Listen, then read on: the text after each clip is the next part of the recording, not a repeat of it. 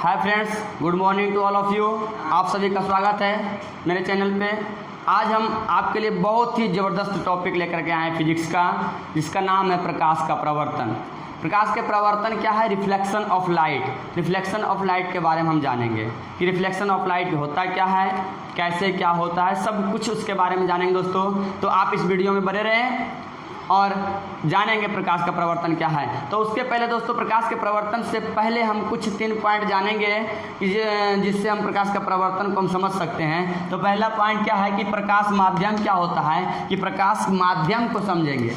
प्रकाश माध्यम को समझेंगे कि प्रकाश माध्यम किसे कहते हैं, कि वह माध्यम या पदार्थ जिससे प्रकाश गमन कर सकती है। वह माध्यम या पदार्थ जिससे प्रकाश गमन कर सकती है, यानी आर पार हो सकती है, तो उस हम माध्यम को, उस पदार्थ को हम प्रकाश माध्यम कहते हैं।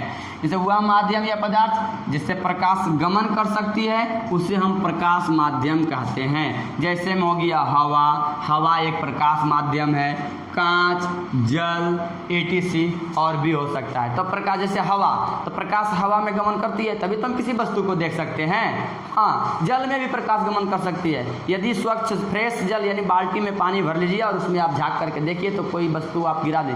जैसे बाल्टी में एक पानी स्वच्छ भर लीजिए और बाल्टी के अंदर ये मान लीजिए यही पेन मार्कर को डाल दीजिए और डालने के बाद ऊपर से झाँकिए तो वो दिखाई पड़ेगा। इसका मतलब ये समझिए दोस्तों कि प्रकाश पानी में भी गमन कर रही है, तब पानी में टकरा करके आ रही है, तो उसे हम प्रकाश माध्यम, यानी इसको इस तरह से भी देख सकते हैं, परिभाषित कर सकते हैं दोस्तों कि प्रकाश स्रोत से आती हुई किरणें जब किसी वस्तु पर टकराने के बाद हमारी आंखों की रेटिना पर पड़ती है, तब हमें उस वस्तु को देखने में संवेदना उत्पन्न करता है।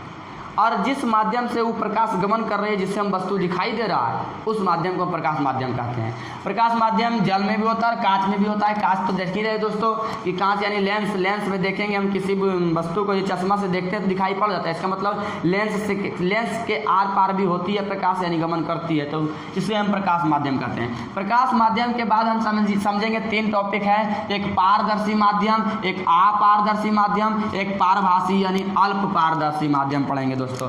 तो पारदर्शी माध्यम किसे कहेंगे? तो पारदर्शी माध्यम को इंग्लिश में हम ट्रांसपेरेंट मीडियम कहते हैं, और अपारदर्शी माध्यम को ओपेक मीडियम कहते हैं, और पारभासी यानी अल्प पारदर्शी माध्यम को हम ट्रांसलूसेंट मीडियम कहते हैं। तो पारदर्शी माध्यम को समझेंगे कि जिससे प्रकाश आसानी से गमन कर सकती है, यानी आर पार हो सकती है, उसे हम पारदर्शी माध्यम कहते हैं। पारदर्शी यानी प्रकाश पार हो जाना आसानी से, बिल्कुल आसानी से, और पूरा पार होना प्रकाश माध्यम कहलाता है। जैसे में हवा, वह लिख दिए दोस्तों, ये हवा होगा, हवा, कांच, जल, वही प्रकाश माध्यम वाला ही पारदर्शी माध्यम होता है। तो अपारदर्शी माध्यम देखेंगे कि जिस वस्तु या जिस पदार्थ जिस माध्यम से प्रकाश गमन नहीं करती है, उसे हम प्रकाश यानी अपारदर्शी माध्यम कहते हैं। अपारदर्शी माध्यम कहते हैं। जैसे में ईंट, पत्थर, लकड़ी, etc। ईंट, पत्थर, लकड़ी, etc, ये सब जितने भी वस्तु है दोस्तों कि जिससे प्रकाश आर पार नहीं हो सकता। यदि हम किसी वस्तु, जैसे मान लीजिए ईंट को हम सामने ऐसे रख ले तो क्या वस्तु दिखाई पड़ेगा? किसी सामने वाला वस्तु दिखाई पड़ेगा? नहीं दिखाई पड़ेगा, नहीं दिखाई पड़ेगा। तो हम समझ लेंगे दोस्तों कि यह वस्तु अपारदर्शी माध्यम, जिससे प्रकाश गमन नहीं कर सकती है। तो पारभासी माध्यम समझेंगे कि अपारदर्शी माध्यम समझ लिए, तो आप समझेंगे पारभासी यानी अल्प पारदर्शी माध्यम किसे कहते हैं, जिसे ट्रांसलूसेंट मीडियम कहते हैं, कि जिससे प्रकाश कम मात्रा में गमन करती है। जिस पदार्थ या जिस माध्यम से प्रकाश कम मात्रा में गमन करती है, यानी कम दिखाई पड़ेगा, यानी धुंधला दिखाई पड़ेगा, तब उस माध्यम को हम अल्प पारदर्शी यानी पारभासी माध्यम कहते हैं, ट्रांसलूसेंट मीडियम कहते हैं। जैसे घिसा हुआ कांच, तेल लगा कागज, बादल, धुआं, कुहासा, etc। कि तेल लगा कागज को हम जैसे देखें, जैसे मान लीजिए कोई कॉपी का पन्ना फाड़ लेंगे, उसको हम क्रासन तेल या फिर सरसों तेल में डुबा देंगे। डुबाने के बाद उसको सुखा देंगे और सूखने के बाद उसमें हम देखेंगे किसी वस्तु को दोस्तों, तो वो धुंधला टाइप का दिखाई पड़ेगा, लेकिन दिखाई पड़ेगा, धुंधला ही दिखाई पड़े लेकिन दिखाई पड़ेगा। तो ऐसा माध्यम को हम क्या कहते हैं? पारभासी माध्यम कहते हैं। तो हम पारदर्शी माध्यम, अपारदर्शी माध्यम और पारभासी माध्यम को बिल्कुल रूप से समझ गए दोस्तों। यदि नहीं समझे हैं तो बिल्कुल ध्यान से समझिएगा और वीडियो को पॉज करके फिर से देखिएगा, पीछे बैक करके फिर से समझिएगा दोस्तों, तो बिल्कुल तरीके से समझ में आ जाएगा। यदि अब हम पढ़ेंगे प्रकाश का परावर्तन, कि प्रकाश का परावर्तन क्या है, कि reflection of light, reflection of light, प्रकाश का परावर्तन।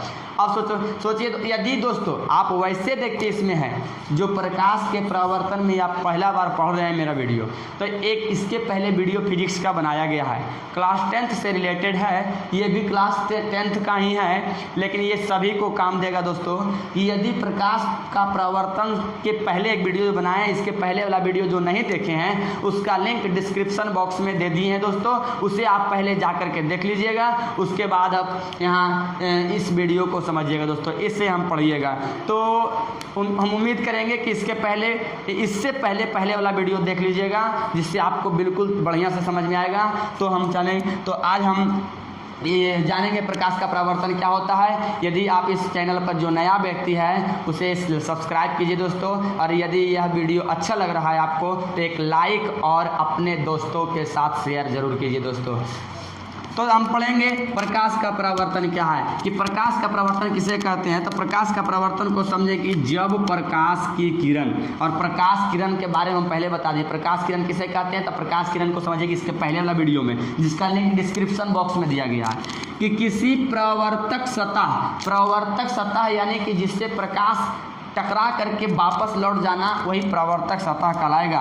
कि किसी परावर्तक सतह या चिकनी सतह से टकराती है और टकरा कर मुड़ जाती है। क्या होती है कि जब प्रकाश किरण किसी परावर्तक सतह या चिकनी सतह से टकरा कर मुड़ जाती है यानी मुड़ती है, तो प्रकाश किरण का मुड़ने की यह घटना को प्रकाश का परावर्तन कहते हैं।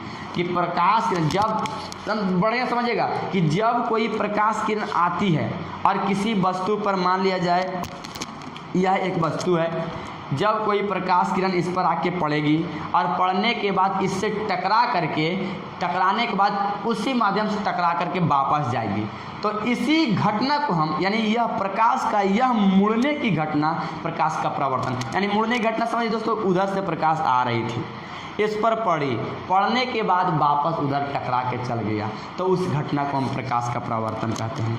प्रकाश के परावर्तन हम उम्मीद करेंगे दोस्तों कि आपको बहुत अच्छी तरह से समझ में आ रहा होगा। यदि आपको समझ में आ रहा होगा तो लाइक करना ना भूलिएगा और सब्सक्राइब जरूर कीजिए। यदि आप इस वीडियो पर नया है, इस चैनल पर नया है, तो सब्सक्राइब कीजिएगा। प्रकाश के परावर्तन के दो नियम है, प्रकाश के परावर्तन के दो नियम है, two law of reflection of light, two law of reflection of light. प्रकाश के परावर्तन का दो नियम है। दो नियम कौन कौन से हैं दोस्तों? तो इससे आप पहले स्क्रीनशॉट ले लीजिएगा, अरे यदि नहीं तो फिर इसे नोट कर लीजिएगा, और यदि नोट अभी नहीं कीजिएगा दोस्तों, नोट करने में नहीं बन रहा होगा तो आप वीडियो को रोक करके ढंग से लिख लीजिएगा दोस्तों। तो हम इसी वीडियो को मिटाते हैं, यानी सॉरी इसे हम मिटाते हैं। उसके बाद हम जानेंगे कि प्रकाश के परावर्तन के दो नियम कौन कौन है। तो फ्रेंड्स देखेंगे प्रकाश के परावर्तन के दो नियम कौन कौन है। तो दो नियम, पहला नियम है प्रकाश के परावर्तन का पहला नियम है दोस्तों, फ्रेंड्स प्रकाश के परावर्तन का पहला नियम क्या है कि आपतित किरण,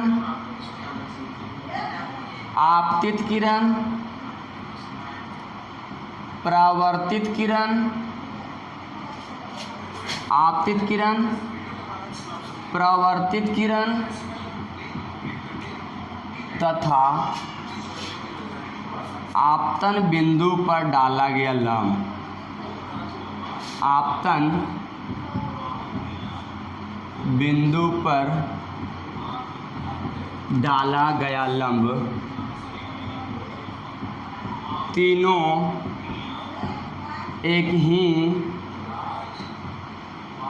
तल में होते हैं, तीनों एक ही तल में होते हैं। आपतित किरण यानी आने वाली किरण को आपतित किरण, परावर्तित किरण यानी मुड़ करके जाने वाली किरण को परावर्तित किरण, और आपतन बिंदु पर डाला गया लंब को, लंब जो है तीनों एक ही तल में होते हैं, उसी को हम, यानी पहला नियम यही है दोस्तों। दूसरा नियम क्या है, ये पहला नियम था। दूसरा नियम है कि आपतन कोण और परावर्तन कोण,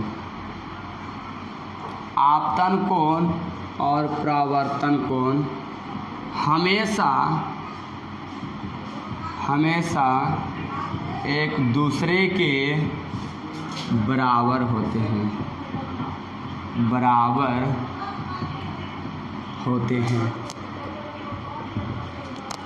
आपतन कोण और परावर्तन कोण हमेशा एक दूसरे के बराबर होते हैं, उससे हम, ये दूसरा नियम हो गया दोस्तों। प्रकाश का परावर्तन का पहला नियम कि आपतित किरण, परावर्तित किरण तथा आपतन बिंदु पर डाला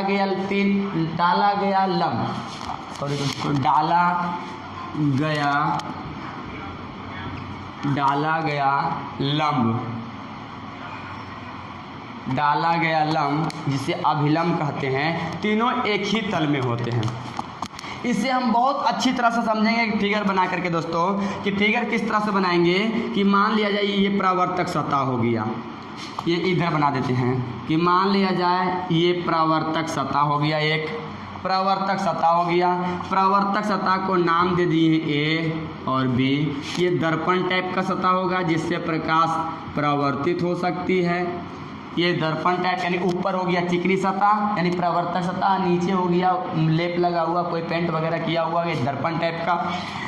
तो ये परावर्तक सतह हुआ। यदि किसी प्रकाश स्रोत है, या मान लिया जाए सूर्य है, सूर्य से प्रकाश निकल करके इस पर पड़ रही है, सूर्य से, ये सूर्य है दोस्तों, सूर्य से प्रकाश निकल करके इस पर पड़ रही है, सूर्य से प्रकाश निकल करके इस पर पड़ रही है, और पड़ने के बाद यह इस माध्यम में चलती जा रही है।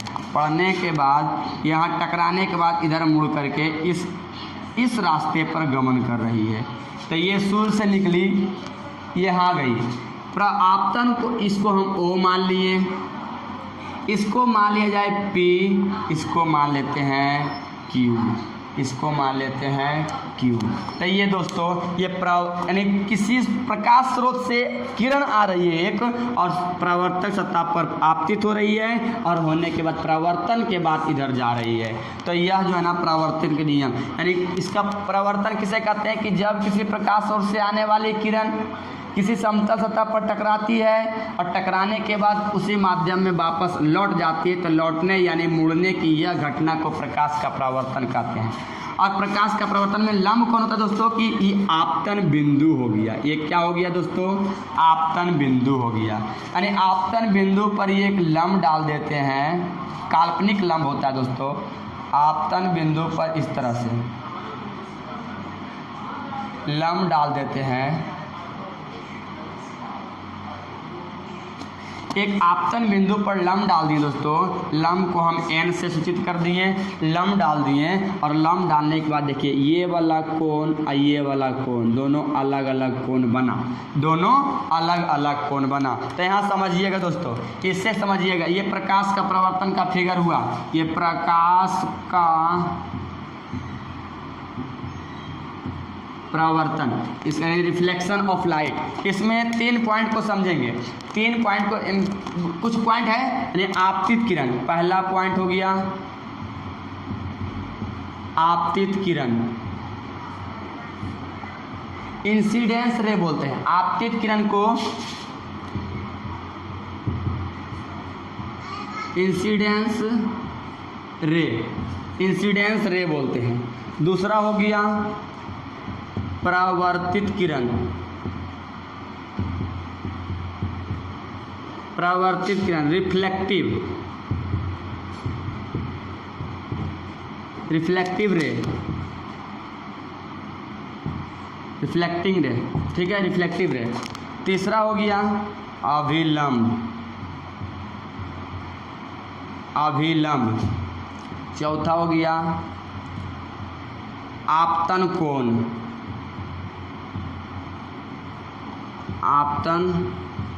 कोण, ये आपतन कोण यानी इंसिडेंस एंगल, आपतित कोण है इंसिडेंट एंगल, आपतन कोण इंसिडेंट एंगल। चौथा पांचवा हो जाएगा परावर्तन कोण,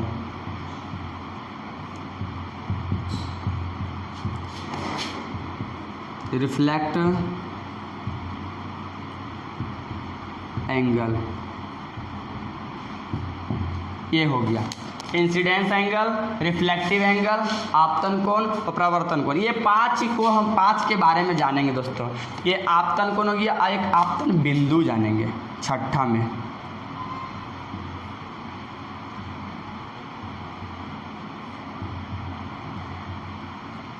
आपतन बिंदु यानी इंसिडेंस पॉइंट।